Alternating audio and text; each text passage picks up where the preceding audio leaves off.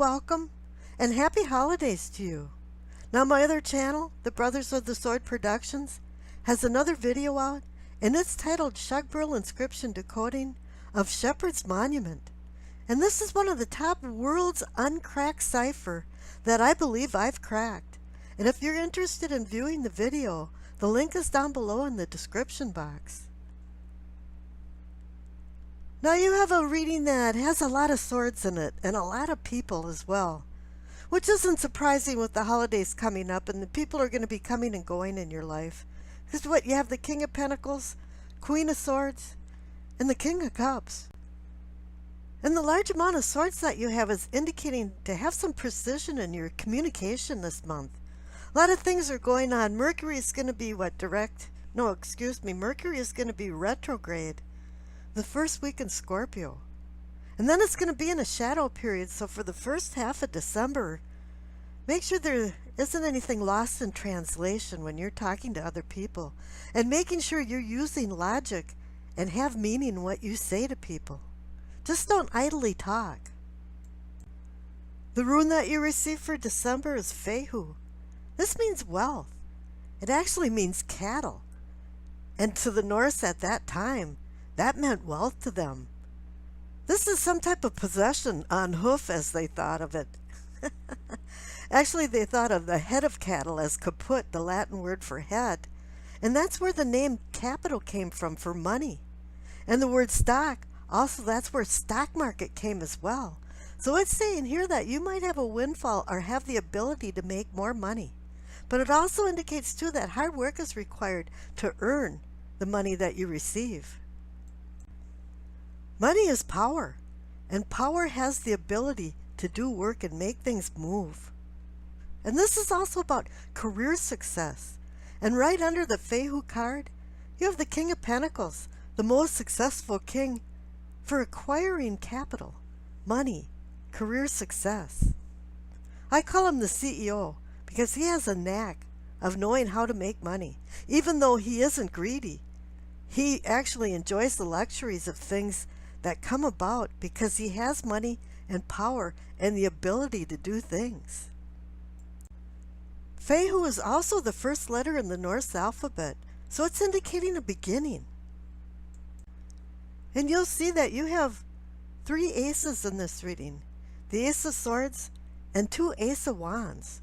So yeah, there's some beginnings coming in, some decisions that need to be made. Now the Minchiati card that you received, the deck I put together, you received your own sign, Pisces. So this is saying it's got fingerprints of Pisces all over it. It's indicating this is about you. This is the second time in these December readings that the sign did end up getting the card. This is going to be a time, especially towards the end of December, where you're going to be starting to question what is. You're going to get real serious about some things and some changes. You know, a lot of times we put things on hold because of the holidays coming up, and then Christmas, of course, the big one, and then New Year's, where we want to change. And here there is an indication that there's going to be a lot of changes for your life coming up. But then again, you know, in January, we have another series of eclipses coming in. Earth sign, I remember. Now, the overall energy cards are 2 swords cards, the Ace of Swords and the 2 of Swords. Going into a progression from 1 to 2, moving on. The swords are indicating that you have to use some good communication, have logic behind this communication, and wisdom as well. The Ace of Swords is an indication that, yeah, it was a pretty rough road to get to where you're at right now. And this sword can be used to harm or heal. There's 2 things that really, you're thinking that maybe there's some resentment, or then you're just relieved and going, oh yeah, wow, I get a new beginning. Don't hold that resentment. Move on. You know, bury the hatchet. This card is about cutting the confusion and getting to the heart of the matter of what do you really want in your life. This Ace of Swords is connected to the Emperor that you received in the future. It's about controlling freedom, overcoming challenges, and it's about truth and justice too, because that is the sword of truth. This can be sudden change. some inner strength that's welling up, and all of a sudden you're going to have some epiphanies. And then you're going to realize some things, that things are going to be crystal clear all of a sudden. This is going to be a time where you're going to have to like cut off the dry leaves of the plant so new can start budding. Swords are mind. Swords are about your mind, and it's mind over matter. You know, you're going to have to think of change. See it and visualize it in your mind. Now the Two of Swords too is also along the same lines of a new perspective, but here you're going to start doubting yourself, lacking in self-confidence.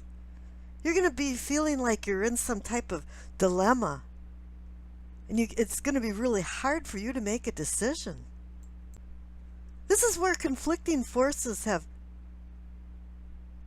some type of contrary burden, contradictions, equal forces that are in conflict. You're torn, and it's like your heart and mind are paralyzed. There's a conundrum in all of this. And you have to transcend away from the denial. And don't deceive yourself about some things, about these new beginnings that are promised to you. Don't hurt other people just because they hurt you. In a positive format, sorrow invokes change. Now, any 2 card indicates decision, partnerships, and balance. And you're going to be striving towards that. Now, the cards on the left, for what you know, you receive the King of Pentacles and the Ace of Wands. A new spiritual, inspirational beginning is offered, along with the mature attitude of the King of Pentacles. Oh yeah, you've got a stable foundation now for this new Ace of Wands, which is indicating opportunities for new endeavors.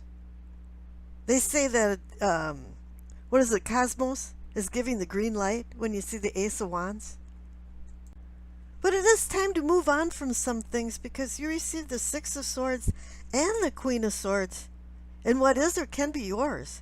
And the Six of Swords is saying, yeah, it's time to move away from some things that were not pleasing you anymore or serving you anymore. This is a card from going from turbulent to tranquil waters. It indicates that there might be some adventure and travel involved in this. And oh yeah, we're in Scorpio season, or Sagittarius season. But the Queen of Swords too is holding up the sword of truth, just like the Ace of Swords, and saying, yeah, do you want this? Well, sometimes not necessarily do you want it, but you need it, actually, because you need to think logically and with reason when you're making the decisions up there with that Two of Swords above the Queen of Swords. Now the cards for your awareness and self-awareness is the Three of Wands and the King of Cups. You have this mature attitude towards emotions. And with this mature attitude towards emotions and the King of Pentacles attitude towards mature ideas of how to handle your money and how to make it, it's saying here that you're going to start launching these endeavors that you've had on your mind. The Three of Wands to me is a motion card.